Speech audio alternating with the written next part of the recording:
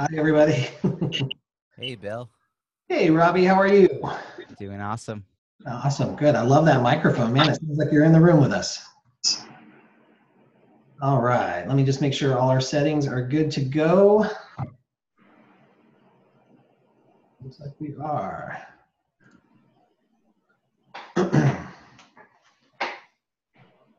All right, everybody, welcome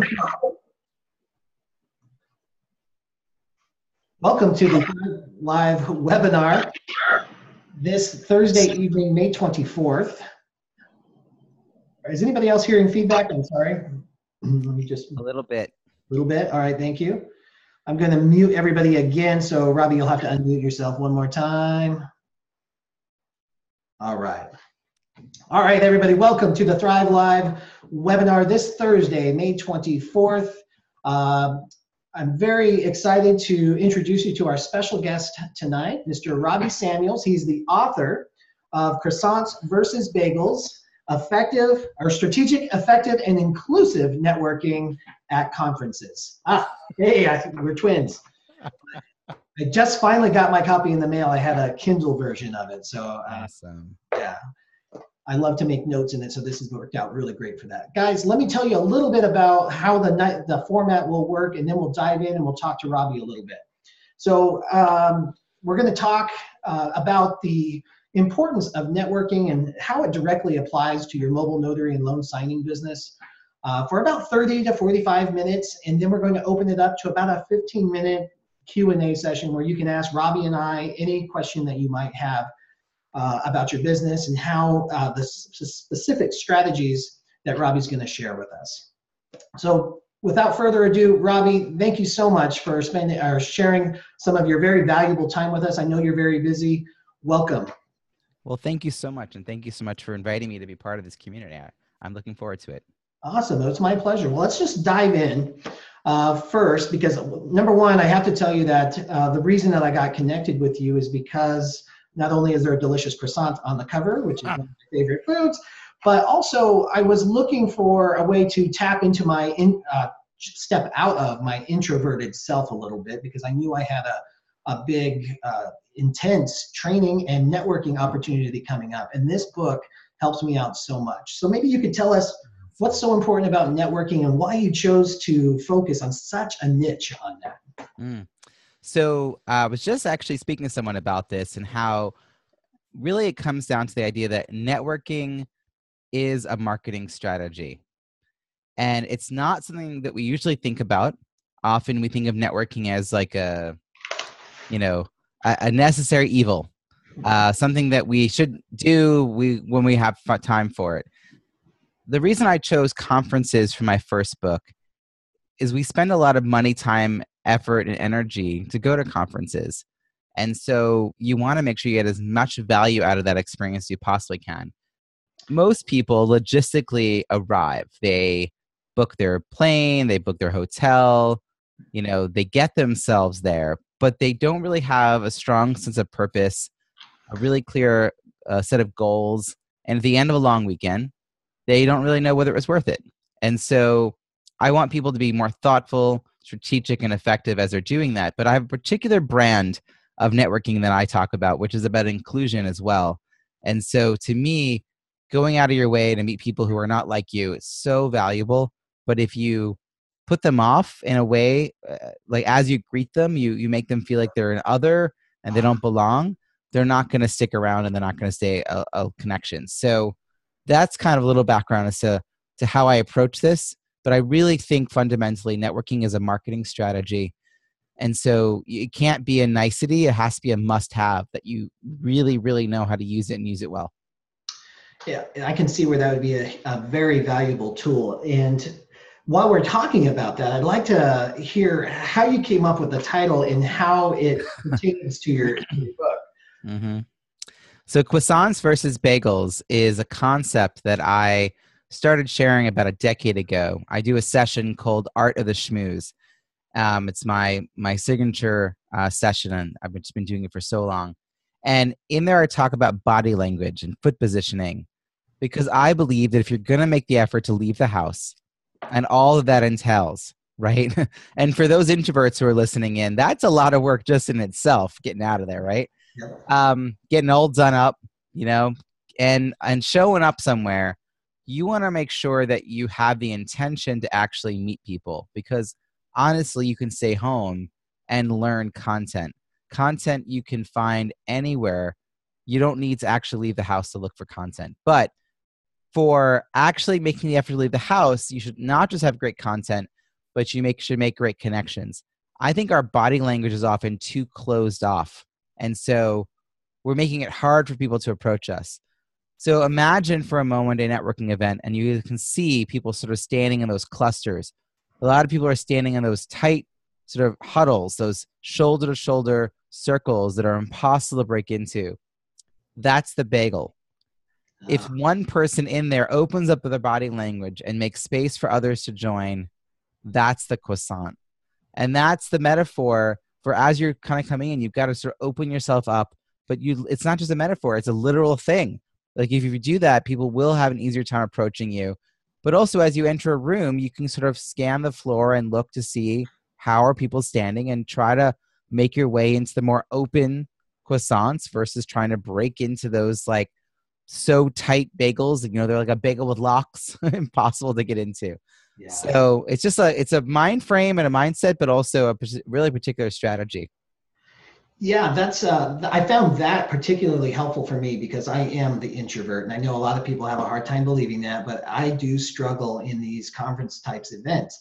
When I walk in, just like I did this past week, I was looking for the croissant. Yeah. I was looking for the people who had open body language and that would make eye contact, like they wanted you to be around. And that's how it's almost like you get a little bit of confidence by starting with that person, and then you can be the croissants and spread it around, right? Mm-hmm. Yeah. Awesome. So one of the things that you kind of touched on a little bit earlier is that this aversion to networking that so many people have. I wondered if you could talk a little bit about that and specific ways that people can overcome that. So there was an actual study, a Harvard study. I think it was Harvard and Northwestern. They did a study where they actually proved that people actually feel dirty when they think about networking. It's a fascinating study. And I think, though, what that study really got at was transactional networking makes people feel dirty. And transactional networking is what a lot of people think networking is. It's not what I think networking is, but that's how people approach it. Like, what's in it for me? And they go into a room trying to get something out of a room that they haven't really contributed to, which feels icky. And I agree, that does feel icky.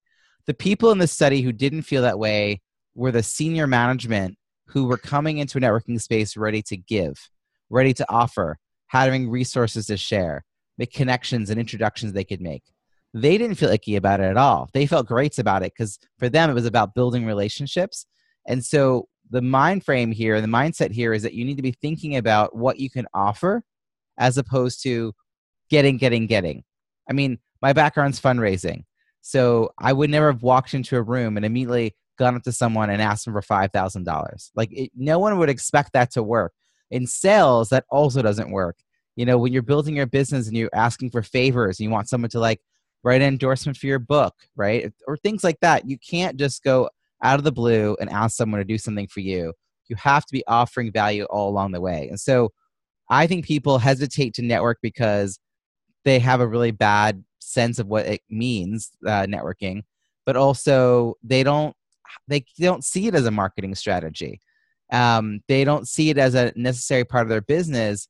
But then when they need help, then they become the person who shows up asking for a favor when you haven't heard from them in months or longer.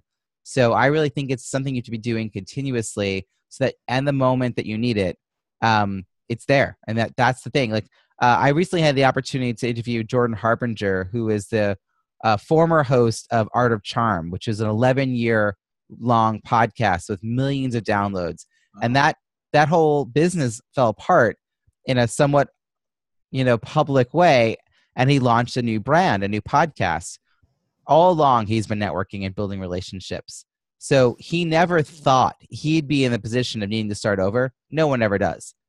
But when he had to start over, all those people helped him. So like That's the kind of networking and relationship building to be doing. Not that you know you're going to need it, but because that's just what you do. And then one day, if you end up being the person to start over again, they're there for you. So that's how I would think of it. But I think a lot of people do have a very different sense of it, and that's why they hesitate to do it. I think that makes a lot of sense. I think a part of the problem is a lot of people don't realize the value they do have in the first place. So they don't realize that there's something that they have, there's some value that they can bring to the relationship, and start there and do it authentically. I think a lot of times people might feel inauthentic, right? Because they think it is transactional. But if you are thinking of the big term, the long term, and connecting authentically and cultivating those relationships over a long term, then it puts it into a different light. Right. Yeah. And I think the question also people often have is, what value could I offer? Particularly if you're not the senior management, if you're the person who's still sort of starting out in the career. I actually think there's a lot that people can offer. I mean, to get in touch with like an influencer in your space, you want to see what they do in the world, and then comment on that, write something on their blog post, share their podcast episode. If you see them in the newspaper, write a congratulations note. Just sort of like be on their radar, sharing what they do, speaking well of them, giving them kudos, but also letting them know that you're like in their sphere. You're orbiting them. You're around. And then, if there's an opportunity that you think you can specifically help, like it could be something small. It could be like I actually one time showed someone how to use an app, that they were like, oh my God, that's the most amazing thing ever.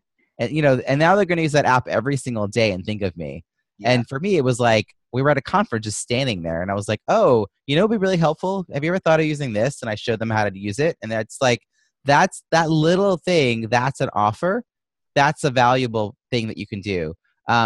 You can take notes for a project they're working on. If they're like doing a conference, you can be like, you know what, I'll come to all the meetings and take notes. But then you're in a room with all the other people who are like the big conference planners. So there's a lot of things that you really realize that you have to offer. It's gonna be your time, your enthusiasm, your energy, or just your knowledge that you have in your area, but they don't have time to learn. I mean, that's the thing.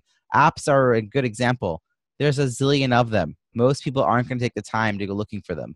But if you know something and it's specific and you can help somebody in that moment, that's really valuable.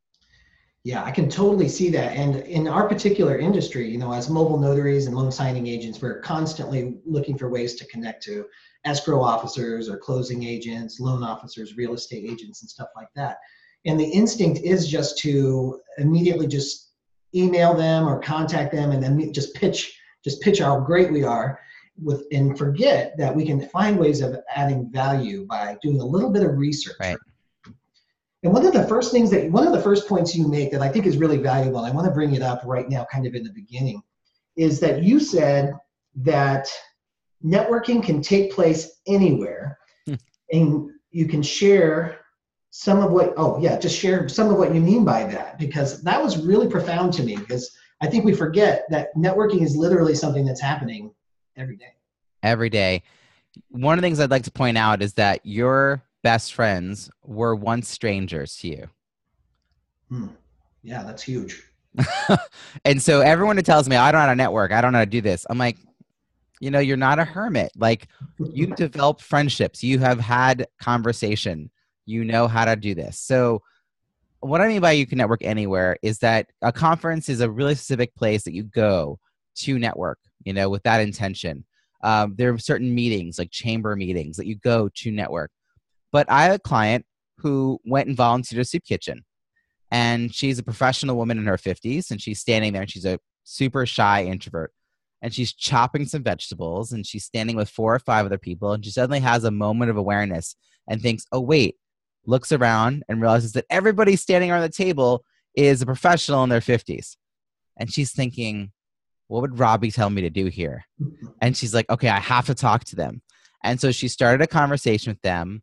But the even better part, it isn't just saying hello, which is super important, but she already had a practice, because she was in a program that I run, where she was reaching out to somebody twice a week. She was making some sort of personal effort to make a connection. It could be a follow-up message, a phone call. It could be coffee, sending someone a book, something. So she already had it in her head. So when she left with 3 really good contacts, she had a system in place to follow up with them. So it went from like, that was nice. I met nice people who we obviously have shared values because we were there working at a soup kitchen. Right. But now she did emails to all of them and actually scheduled an in-person follow-up with one of them. And just that is like the practice of it. You know, you don't know where these sort of possible connections will go, but it's something. And, you know, she's in the process of trying to expand her business. Now there are 3 more people who really understand what she's about. That's how networking can happen anywhere. It's an awareness of all the possibilities and the opportunities that are in the world around you. Having the mindset to look for them, but also the ability to act on them. I think that's the second part of that. It's like you can be aware of the opportunity, but you also have to have, whether it's a practice, you know, a routine, something that makes sure that you're actually making the most of them. I love the way that you said that, just an awareness of the opportunities, because, you know, we talk specifically a lot about business, but business plays a relatively small role in this, because this is about lifetime relationships too. You know, it can enhance your life in so many different ways. But one of the things I loved about your book too, it's no nonsense, but you have those strategies for those systems in place, which I thought was kind of brilliant as well. So when you do meet people, you know, you're not just walking away with a stack of business cards, as you said. You've got a way to make those deeper connections. So actually, I'm curious, those of you that are right now, hop in the chat room and tell me if there's a stack of business cards on a desk that you work at. Got a huge stack right here. I am even a yes. I'm a yes. Yeah. I just came back from an event. I went to 3 events in the last 2 weeks. I processed them all, but I now have to make some decisions. And then actually, I think I'm just going to recycle them. Once they're in my CRM, I have to get rid of them. Yep. Yeah, right? So I think that it's a shame when the best outcome of an event is that we come back with business cards and then we put them next to our keyboard with good intentions. We plan to do a follow-up of some kind because we know that that's the thing we're supposed to do. But then, you know, the week kind of gets on and then we decide, okay, let's move this stack of cards to the back corner of the desk, right? Like a little out of the way. We make nice and organized. Maybe you're even adding them to others that are already there. Maybe you have a box. They're going to have a box of cards. You have a camera in my office. Yeah, right? Okay, and then like months go by and you decide to do some spring cleaning. And so you decide, okay, now the cards are sort of spilling all over the place. Let me get them, reorganize them, and put them in a drawer. And then a year later, you find them in the drawer. You can't remember where you got them, whether you did the follow-up, what follow-up you were even supposed to do. And so you recycle them, but then you go back out to another event that night and you pick up more business cards. Yeah. So that's a cycle. I want people to like to stop wasting time networking. Like that's not going to further your business. That's not going to build strong networks. I would rather you go to fewer events with a real plan for what you're going to do with the connections that you meet, a real plan for how you're going to nurture and sustain the best of those connections, as opposed to everyone just gets added to your email list, which, by the way, thankfully, now that these new rules went in, people stopped doing that. It was never a good practice to meet people and throw them on your email list. But that's not a thing to do. It really is about being thoughtful. So, you know, maybe you have to start over again. Recycle them, but this time when you go back out, have a real reason for why you're going. I love that. And that's a perfect segue too, because we time this perfectly because the National Notary Association is having their notary conference in just a week and a half or so on June 3rd through the 6th. So I know many notaries are going, and even if they're not, these strategies apply to pretty much any networking event that you're going to, even large scale conferences, training, workshops, even meetings, right? So I wanted to talk a little bit about like the specifics. So when you walk into a conference space and everyone's gathered in small groups and it's hard to figure out who to approach, what do you recommend for this? So look for the opening. That's the first thing. Don't stand along the wall, or in particular, don't stand in a corner. If you stand in a corner, and not going extrovert like me is going to stand in front of you, Bill, and like start talking at you and not let you out. So don't do that. If you stand along the side of the wall and you're like a wallflower, then somebody may come over to you, but likely it's the person who doesn't know anyone else. And no matter how good a conversation that is, it's going to be the most awkward ending. And so we're aiming for the most graceful exit possible. But if they can't introduce you and you can't introduce them, that's going to be where it's going to be a little tight. And that's when you say something like, "Oh, it was really nice meeting you. I'm going to go hit the restroom." And they're like, "Great meeting you too. Oh, you know what? That's a really good idea." And they like follow you into the restroom. So the other option is to get in line. Get in line for food, get in line for a drink, because when people get in line for buffet or go up to the bar, they don't get up with everybody. They don't get up with all their best friends they were just arrived with. They are like, "Hey, I'm going to go to the bar. Does anyone want anything?" And they get up and they go. And that way, when you're meeting them, you're not meeting them and 6 of their friends at the same time. Now, it's really important that you keep it upbeat, that you're not trying to one is not complain. I mean, we have a habit in the United States in particular of starting conversations out like about the weather and the traffic and the parking. Get it? People are going to respond, but it's not going to go deep. Like, it's a very rote conversation. So I often make observations about the food, ask questions like, how do you narrow down which specialty drink to buy? Oh, that dip looks really good. That's it. Like, keep it lighthearted. I often, if I engage in a conversation with someone at the buffet line, they'll invite me to then follow them back to meet their friends. And that way I'm not just standing in the middle of a room by myself. So that's kind of another strategy, is to be really thinking about, go into the middle of the room, get in line, and meet other people.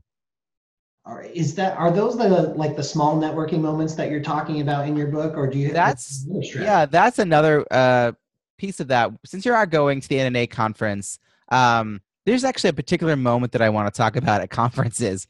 It's the breakout sessions. I know everyone knows networking is going to happen in the hallway, and some people are going to be like, that chaotic, vibrant, I'm not for that. I'm gonna go early to the next session. And some people go into the next session, 10 minutes early, and they just sit there as far apart from anyone else who's in the room. So let's say there's 7 or 8 people in the room, and they're just scattered across the room, and everyone's on their phone. If you really think about it, the people who are there early, like you, they not only are at the same conference, they're at the same session. They also chose to duck out of the vibrant chaos of the hallway and come into the room early. These are your people. Even if you don't meet anyone else, meet these handful of people. And it really is so simple. Like, just going up and saying like, "Hey, I'm Robbie." I mean, Bill, use your own name. But that's it, right? Just ask them what they're most looking forward to in the session, or, "Hey, have you been to the conference before? What was your biggest takeaway?" Just simple, open-ended questions like that. Please don't do the "Where do you work?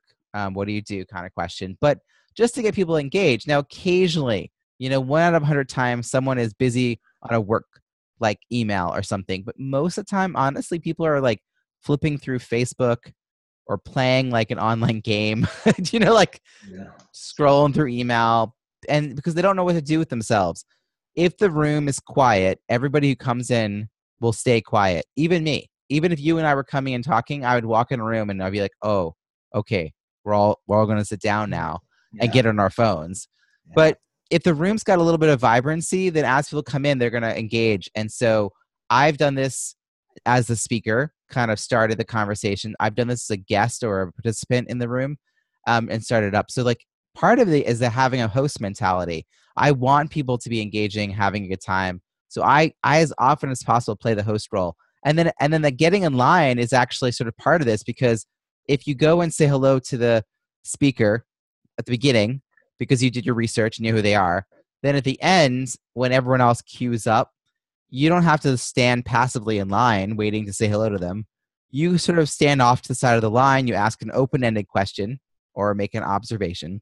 And I want you to just trust that an outgoing person is going to respond.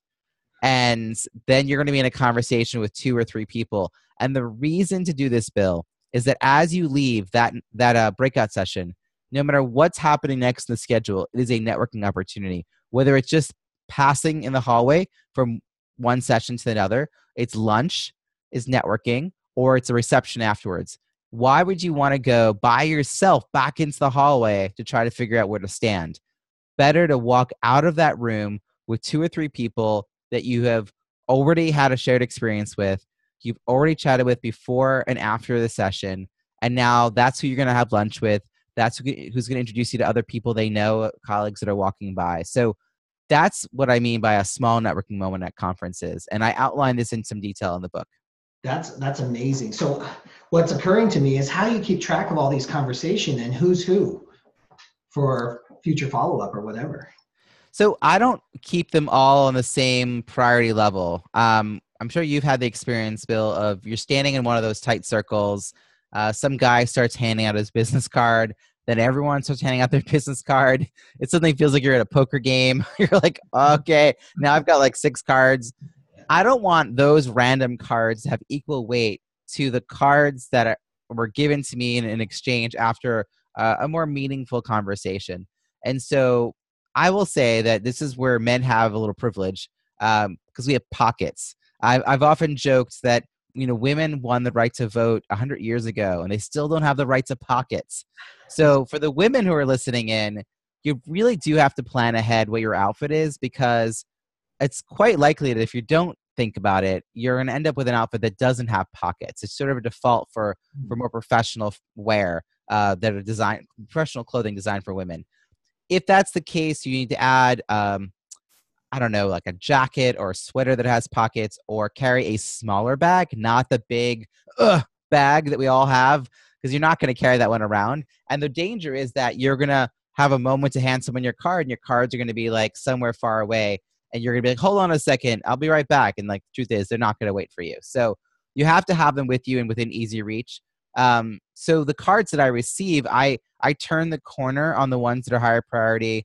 I might write a little note in the back about something we talked about, or a resource I was going to share with them, or someone that I was introduced them to, or something they were going to offer me.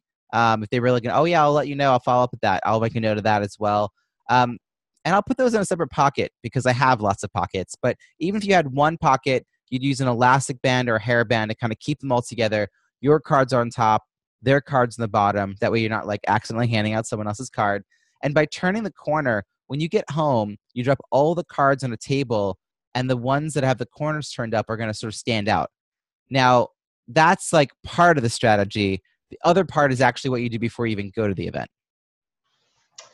I love that. Well, I'd like to talk a little bit about that too, because one of the pillars of what we teach is fortune is in the follow-up, right? So it's how you connect to those people and how you plan to connect with them to kind of set yourself up for success. So I know you have some strategies on that too. What do you suggest? Well, I think before you even go to the event, you have to understand why this event, who you hope to meet, what you hope to learn, what inspiration you're looking for. And one way to do this is to actually write your write a draft of your follow-up email before you go to the event. Like that sort of gets you into that mind frame. It gets you thinking about, what you're hoping for, what you're offering, what value are you bringing to the space? It puts you through that. Trouble is, when we come back from these events, we get busy. We have lots of inboxes to answer to, spouses to say hello to, dogs to walk, laundry to do. There's a lot of reasons why we don't get to the follow-up. But if we draft the message ahead of time, it'll also help us sort of focus in on what conversations we want to have, who we want to connect with. And then if we schedule an hour within a couple of days of going back from an event to actually do the follow-up, and that's on our calendar before we even leave for it. If you have Bill, if you have the pre-written message and the time set aside and the cards sort of earmarked in some way so you can track them down, do you think you'd be better at sort of following up quickly? Well, I can tell you, I actually used this strategy for this last training session that I went to, and I drafted it ahead of time, and I knew it's like I was having that conversation with those specific people I was talking to. Like it just it preempted it just got my mindset exactly where it needed to be. So now here I am. I even got sick while I was there, so I was still able to follow up with everybody I wanted to follow up with because it was already written. So it was super easy. So there was a conversation here earlier on the chat. Yeah. So I just want to say that, so let's say I come back with 20 cards and there's 5 that are sort of a higher priority.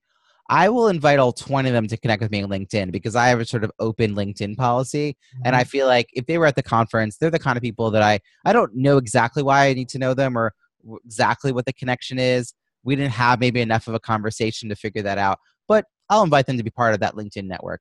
That way, the 5 people, I'll still do that, but I'll also send them an email because for those 5 people, I have a particular follow-up.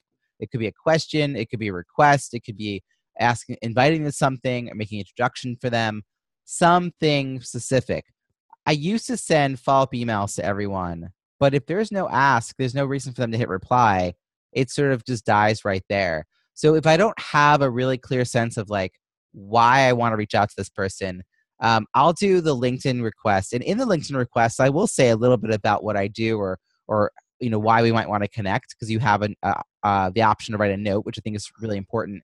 But I want to put more time and attention into the 5 than to try to write something for all the 20. And so that's one sort of way I sort of manage that. I love that. Love that. The what I kind of wanted to wrap up with a little bit was the downside of the unicorn story and how that impacts, because I'll let you kind of explain what it is and what you mean by that, but I think we do a lot of social faux pas sometimes. And this really stood out to me because I think I've said some of these things to people realizing it, Yeah, thank you, Bill, for bringing this in. It's so important. So there's a section of my book and a section of my talk called The Downside to Being a Unicorn. You would think that it would be amazing to be a unicorn. And there's even that phrase out there, always be yourself. Unless you can be a unicorn, then be a unicorn. Except if you were a unicorn, it wouldn't be like rainbows and sunny skies. It would be a bunch of people coming up to you and be like, oh my God, a unicorn. I've never met a unicorn. Hey, what's it like to, followed by lots of curious questions. This is what happens every day, all the time to people. You meet someone, you notice something different about them, and you immediately ask about it. So it might be, wow, you're really tall. How tall are you? And I know a guy who's now 18. I met him when he was 17. He's 6'8", and he has a business card that says 6'8", no, I don't play basketball. So if the answer to that question can be written on a business card, it gets asked a little too often. It's also not going to make you stand out to him. It's not going to endear you to him. He's going to give you his response, whether it's printed or not. This is said about people's hair texture. Wow, your hair is so, can I touch it? And their hand's already in their hair. This is about people's skin tone, skin color, mocha, cappuccino, latte. It's awkward. It's awkward because it's not really a compliment. A compliment is when you say something nice about, positive thing about somebody that they actually have control over. Like, wow, those are great sunglasses. I love your tie. You got great style. Where do you shop? Those are all compliments because then the answer can easily be, thank you. But saying like, wow, your skin's such a beautiful mocha color, it's not thank you because they can't be like, yes, I take credit for that, And so it just sort of goes, oh, yeah, I am different than I felt different, but now you're calling it out. I really feel like I don't belong here. And again, going back to being a host, having a host mentality, what can you do to help people feel like they are welcomed into the space? For me, my goal for every conversation is how can I have them leave the conversation feeling awesome? Whether I get to say a lot or not, I want them to leave in a high note because then they'll want to talk to me again. They'll want to bring other people over to me. If I just talk at them the whole time, if I call out their difference, it's not going to work. It's going to feel really othering to them. And so I go into this in some depth in the book. I also in the book talk about communicating across difference. So this could be people who have like hearing impairment or can't stand for very long or a sight impairment, autistic. Like, I think it's something for us to be aware of. And that's because I think it's truly valuable to diversify our network. But the way to do that is to meet people who aren't like you and not alienate them in the process. I love that. And so what's really occurring to me, and I'd like to throw this out there for the rest of you notaries, but you realize that when we are doing a loan signing or if we're doing our general notary work, we are having a small networking moment with those people across the table right now, every single day. That's a potential relationship that I encourage you to grow and forge down the road. So everything that we're talking about applies to our everyday business, because Yeah. you never know who's sitting across from the table from you. And one relationship or one connection in our business can change everything for you. And it has for me many times over and over again. So it's very, very real, very tangible stuff here. And that brings me to the quote, Robbie, that I love. I know I've heard a version of this before, but I just want to read it to you guys too. So, people do business with people they know, like, and trust. That trust isn't based on a 30-second sales pitch. Uh-huh. So that really stood out to me. I mean, it's really about being authentic and building a relationship, not Right. yourself or your services. Yeah, I know some people think of networking trainings as honing your pitch, honing your intro, and I'm like, your best opening line is, "Hi, my name is," and your name. And that's it. And I think the way to think about your pitch, the traditional sort of elevator pitch, is actually, I'd say, rather than like name, rank, and serial number, like, I am a blank who does blank at blank, say, I help blank do blank. I inspire blank to do blank. Like, say it in that kind of syntax. Play around with that a little bit. So I help blank do blank. That leads to a question. So if you practice this, right, you draw out a bunch of different ideas. If the answer that you will receive is, how do you do that? If someone says the phrase to you, I help blank to blank, and you respond, how do you do that? That is a conversation. And then, of course, you want to have a couple of, customer success stories or anecdotes of your work to illustrate what you do, because stories light up the brain, right? More than stats and data and, all these different points. And then people are now engaged with you. Now, if you say I'm a notary and people are like, well, I don't need a notary, like, boom, conversation done. Yeah. Like, yeah, they're like, I don't need you. I don't even know what you do. When I need you, I'll call you. Like, but if you could shift that. So, Bill, do you have any ideas of what your sort of revised pitch might be? Yeah, I help people buy their dream homes.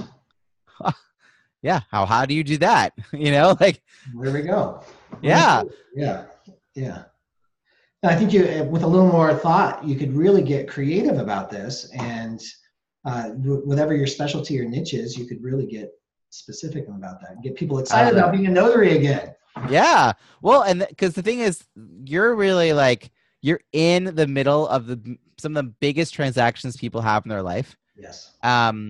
You are a witness to it. You're facilitating it. You're making it possible.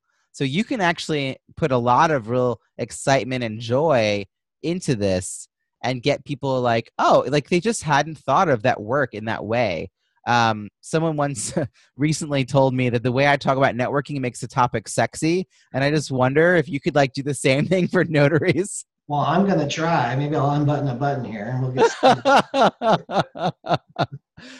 Yeah, I love that. I love that so much. That's so true. And really what we do, when you really think about what it is that we do help people facilitate, whether it's not, even if it's not homes. Sometimes we're helping people at the end of their lives. Sometimes it's helping people at the beginning of their lives or adopting new lives. We play an integral part in that. And I think we can get real creative and really bring some joy and excitement into this. Absolutely. All right, Robbie, thank you so much. We're going to open it up now to a live Q&A. I know you've been able to read some of the questions, but I'm going to ask you, if you posted a question that we have not yet addressed, if you would just go ahead and write it in there again, I'd really appreciate it. So it makes it a little easier for me to see. I'll start scrolling back here. If you want to unmute yourself and ask a live question, that's totally fine too. Feel free. Judy asks, why would you not ask about their expertise in a field? I think that was around the time when I was talking about people handing out their cards in those circles where people just sort of handing them to you without really much conversation. There is a distinct difference between that kind of sort of surface interaction and a conversation where you are asking those, you're getting people to talk about themselves. I want to also, though, point out that it's not always about asking about their work. it's really interesting. If you're at a conference about notaries and you say, what do you do? It's a little like reductive. So maybe go in with the idea like you have something in common. What else can you find out that you have in common? And like try to get people to talk about themselves even beyond their business card. You will stand out and be memorable. So, are people traveling this summer? Any big moments happen in your life lately? And this is not your opening line. I'm not saying this is you go up to people and you're like, hey, Bill, did you have any big moments happen? What are your hopes and dreams? Yeah. But in the course of a conversation, Yeah. try to engage people beyond just what's on their business card so that they do show up a little bit. And, I did this many years ago. It's like almost 15 years ago. I remember I said to a guy, how do you feel your day? Which is my like, I'm not asking you what you do for work, right? I'm just like, well, how do you feel your day? And he started telling me what he did for work. And my response was, hey, if you love your job, that's great. But if not, what are you passionate about? And without any hesitation, he said, opera, in like a really intense kind of way. And I don't know a lot about opera. I'm not into it. But I was like, really? That is so fascinating. Tell me more, which is my like go-to, I don't know what to say line. And man, 15 years I've been saying that. And so he started to like, share a little more. I asked him 4 or 5 questions. Where would I look?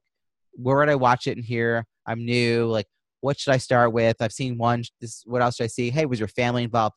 4 or 5 questions. And then I said, it was really great meeting you. And then I wrapped it up and I walked away and he thought I was fascinating. Isn't that funny how that works? Right. All the talking and you're the fascinating one. Right. And then later he's standing in a circle, a really tight circle with someone whose name I recognized that I wanted to meet. And there wasn't an opening, but when he spotted me, he opened up his body language. He waved me in and he said, Robbie, hey, meet my friend. Oh, hey, actually, Robbie, what do you do? Right? Because I left him wanting to talk to me again. I left him on a high note because I allowed him to bring more of himself into the room. Now, I didn't stay there for an hour and a half talking about opera because this was not my thing. Right. And I, realized that in a few minutes I was able to wrap it up. But I didn't say like opera. Like, you know what I mean? I would have killed the mood. So it's just like you kind of go with it. You inquire, you engage people a little bit, and you see where it goes. Like basically, be curious about the people around you. They lead really interesting lives. They're complicated lives. They have joy. They have hardship, just like all of us, right? Just have a little bit of curiosity about that and leave space for it. And particularly at a conference where you're all in the same field, rather than like, well, what kind of notary do you do? Like that almost feels competitive. It gets people sort of a little like, why are you asking? What are you looking for? I don't need your services. I go to a conference for speakers and you're always on edge wondering if someone's going to come over and pitch to you. I am a coach for speakers. Now it happens. I am a coach for speakers, but I don't like start a conversation with that because that's a huge turnoff. Yeah.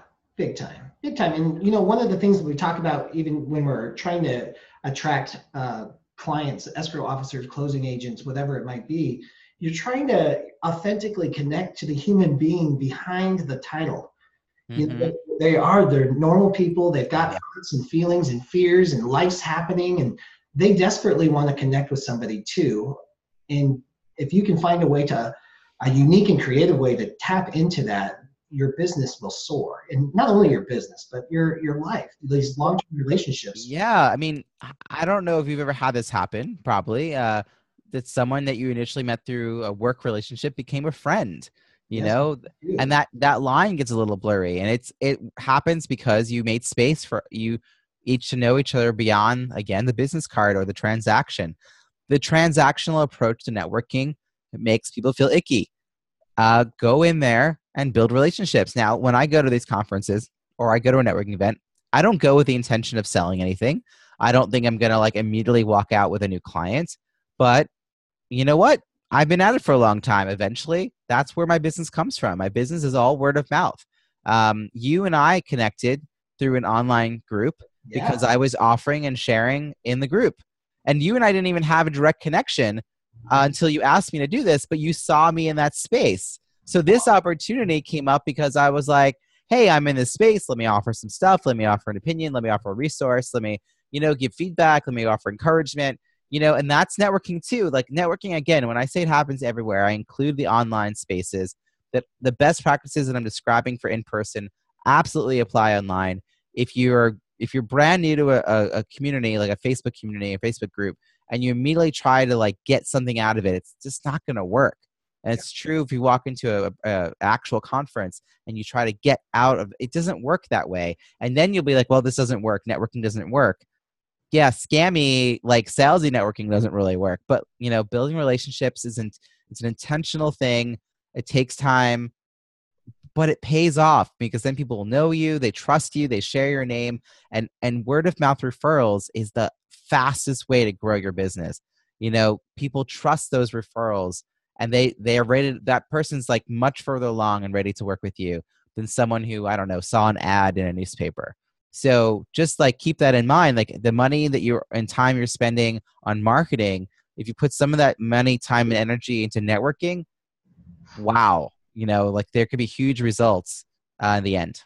Huge results. I totally agree. And, you know, in our particular community, guys, we have lots of online forums where notaries kind of get together, and the stars that rise to the top are those ones that are continually positive, and they're giving information, they're sharing information, they're trying to make things better. And there's plenty that don't do that. It makes it clear in there, but the ones who are thriving in their business are the ones who are sharing the most information usually. Yeah.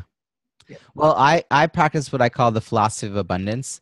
If I give away knowledge, it doesn't deplete me. You know, if I give away money or time, yeah, I have less money, I have less time. But giving away knowledge takes nothing away from me and actually creates the possibilities of a lot more. So me sitting here and sharing this with you guys, it doesn't take anything from me, but it actually opens up a lot of possibilities. And so that's the thing to think about is like, what do you know about this business that you could pretty readily share? Maybe it's with someone who's new to the business, you know, that's trying to figure out how to get started. And you're like, let me give you like 3 words of advice, that kind of thing. Well, guess what? You know, 5 years from now, that person could be like the big deal and they're going to remember you, you know, and that's something is like to remember is that when you're networking, it's not just up. It's side to side to your peers, and it's the people who are coming up behind you in the career who are like could very quickly surpass you. So just be nice to everyone. Listen to the advice your mama said. You know, like it just like it's a good philosophy, guys. And you know, when you look around in this particular room right here, or when you go to the NNA conference, you are surrounded by the next owners of the next big signing companies. This is you guys. You're the ones that are going to grow and adapt your business and really fill the desperate need that there is for rethinking this business. This is you, and these are the people surrounding you are in the same boat. So it's like I said, a very exciting time to be in the business. All right, guys, I think that's it. Do we have any last minute questions? Hey, Bill, this is Candace. I do have a question. Hey, Candace, great. Welcome. Okay, thanks. Robbie, I did order your book from Amazon, so I'm really excited to read it. I am going to the NNA conference for my first year ever. Yeah. So 2 questions. What are the 2 things that I must do while I'm at the NNA conference? And then what if you have a puppy dog that keeps following you and you want them to step back? Great question. Okay, so 2 things. One is to write your follow-up email before you go.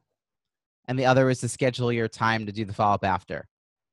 And that has nothing to do with, I'm not telling you what to do at the event. I'm telling you what to do to be prepared and to make the most of it. Too often, people are going to show up, wing it, get a stack of business cards. But if you do this, who you talk to, how you spend your time, and who you stay connected with afterwards is going to be dramatically different. So that's what I would suggest be the 2 things. If you have a puppy dog, it's somebody who's clinging to you because they don't know anyone else. In that case, I would just keep, inviting people into your group. So stand with open body language, invite other people in. And when there are 3 people, 4 people, 5 people, that's actually the most graceful way to exit is when there's 4 or 5 people, because you don't stop the conversation to shake hands with everybody. And, hey, this is where I'm going to go. You just sort of like acknowledge, to the person closest to you, maybe tap them. And you're like, I've got to go. You don't even have to finish the sentence. You just kind of like walk off. And they're just like, yeah, see ya. And that's cool. And that is it. And that way, if the person really was sort of clinging to you, they're now standing with 3 or 4 other people. You don't have to babysit them anymore. You're free to keep going. And that's always true. Never feel stuck in a conversation. Sometimes there's social cues that get missed because of, I don't know, people from different cultures. Everyone's on the autism spectrum, but some are further along. Some people are drunk or tired or obnoxious or all of those things. So be careful about feeling obligated to stay in a conversation. So definitely, yeah. Great. Thank you so much. You're Great welcome. questions, Candace. Thank you. Anybody else have a question for Robbie? Yeah, we don't need to rush off. I also want to make sure people know about my free gift. Yeah, thank you for bringing that up, Robbie. I wanted you to make sure they knew the link also. Go ahead, tell them a little bit about the free gifts, and then I'll tell them when the link's coming. Sure. So I'm offering everyone listening 10 tips for conference connections. My book's great, and it's not a very long read, probably a couple hours. But this is something that you could just kind of preview quickly, a little refresher as you're walking into an event. It's like a couple of pages, kind of read through it, get the right mindset on. And so that's actually available, the link that I just dropped in there. And then the other thing I wanted to let you know is that there you go. This is where you can get my book. But even if you don't buy the book, there's an offer there, which is the bonus bundle. So the bonus bundle that's available when you buy the Kindle, I'm sending you that link. You can just get it right now, even without buying anything. And it's 25 networking tips that are individually formatted. So each of these were a podcast episode on my podcast, On the Schmooze. And I did transcriptions, formatted them. Each tip is a print-ready document. What's nice about it is that you might pull 2 or 3 of these to share with a team, to offer to someone as a resource, to put in your own resource files. That could be for an in-service that you want to do at your own team, with your own office. So all those are available. And they're also now, of course, there's their podcast episodes. The link to the podcast episode is also in that PDF. So you maybe want to share the link with somebody. They can listen to it as opposed to reading it. So that's there as well. I hope it's valuable. I hope you guys take these tips and really apply it to the NNA experience, because you really want to maximize that moment. Definitely, and I love the bonuses that you're offering, because in many ways that could be value that they could be providing to new potential clients too. And This brings me to one more question that just popped up here, and I think it's a good one because there's lots of business-to-business networking. So Jason asks, how do you approach a business-to-business networking event when everyone is there for business building? Well, the good news is that people are there for business building. They probably have the mindset of meeting people. This is why it's different than like a social occasion. When it's a social occasion, it's a lot harder to break into those circles because people are really not there to meet other people. The problem is that you'll have some people who are just really like sharks. They're running through the crowd. They're the spray and pray type. They're the folks that are like throwing their business cards out as if they're, just dealing them out to people and collecting as many as they can back, and then, putting people on an email list they didn't ask for. Don't be that character and avoid that character. You don't want to be like just sort of skunking around the room, like not actually talking to people, kind of with a foul, I don't know if I should be here, like attitude, because no one's going to want to deal with you either. You want to be like thoughtfully, like kind of, moving about, like engaging people enough that you know what they're about, and maybe making introductions as quickly as possible. Know people well enough that you can actually start introducing people to each other. If it's your very first time attending, you'd be a little different than if you're a regular.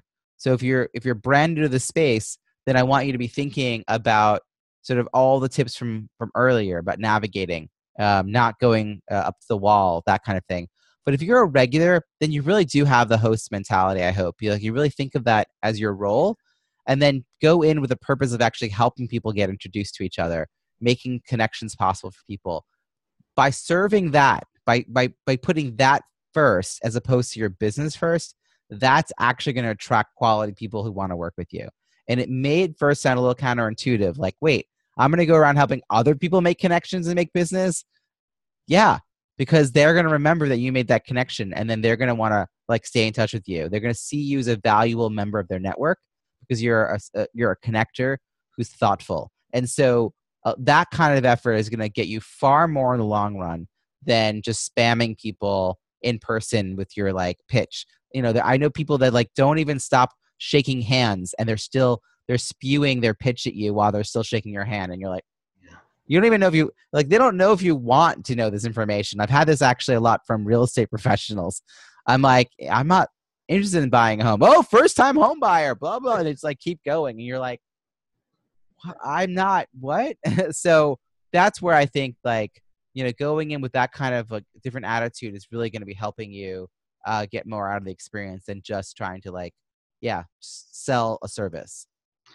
Do you have a favorite like opening line that just seems to work? Even for like, as an introvert, it's still, a little knot comes up my stomach when you talk about some of this stuff, but is there just a token line, a go-to line for people? Honestly, my favorite first line is, "Hi, my name's Robbie."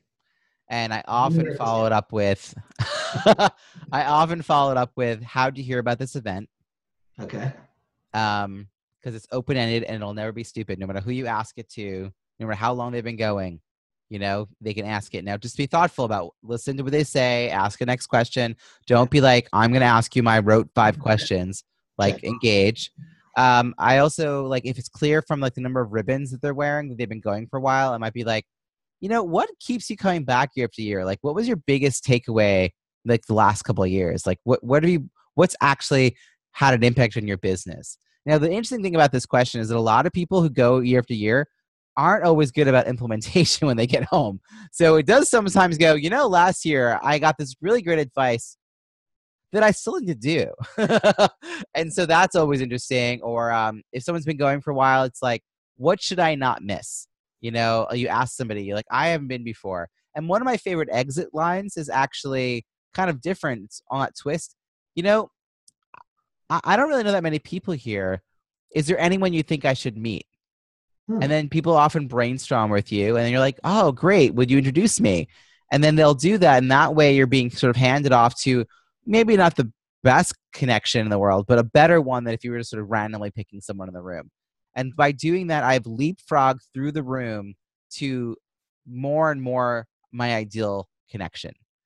The first few people really didn't know what I was talking about, but I got closer and closer until I was finally in front of the people I wanted to be talking to. And so that's a nice exit, because that person feels like a connector. They're really happy when, once the conversation takes off, they can move off to go continue what they're doing in the room. And you're not, I'll repeat that. So I don't know that many people here. Is there anyone you think I should meet? Great. Will you introduce me? It sounds so simple. So simple. I think we really, I overthink everything, but the conversation 101, which when we're in the moment is a piece of cake, but when we think about it, we have time to think about it, we stress ourselves out. Yeah, and people just, want to be helpful. Like, that's something to remember. Yeah. Ask people their opinion on something, ask them for their input. Like, that's a great way too. So this has been great. I'm really glad to be part of this. I hope people get a chance to check out the materials that I've offered. A lot of people I know buy the book and read it on the plane on the way to the conference. You could do that. You could also do it 3 days beforehand and really be prepared. But it is a pretty quick read in that sense. And I'd love to have people be in touch with me. This is my personal website where my podcast is on. My podcast is called On the Schmooze, and it's about leadership and networking. And again, it's a lot of tips and strategies in there as well. And Phil, you're holding up my book in a fancy way. Oh, no. Well, I wanted to talk about what a short read that it is, because it's short and succinct. And I love receiving information this way. There's no fluff at all. You get right to the point, which is how I like to deliver. It's how I like to receive information. A couple of stories. Stories sort of like peppered throughout, but yeah, Well, it fits right in though. I mean, you did a great job on this. It's amazing. Excellent tips. Thank you so much for spending your Thursday night with us. We really appreciate it. Any other last minute questions for Robbie? Here we go. There will be an email going out to everybody who attended as well, with the same link that Robbie just provided there. So you can order the book and the bonuses as well. Thanks again, Robbie. I really appreciate it. Bye, little kitty. Thanks for spending your business. Thanks, everybody.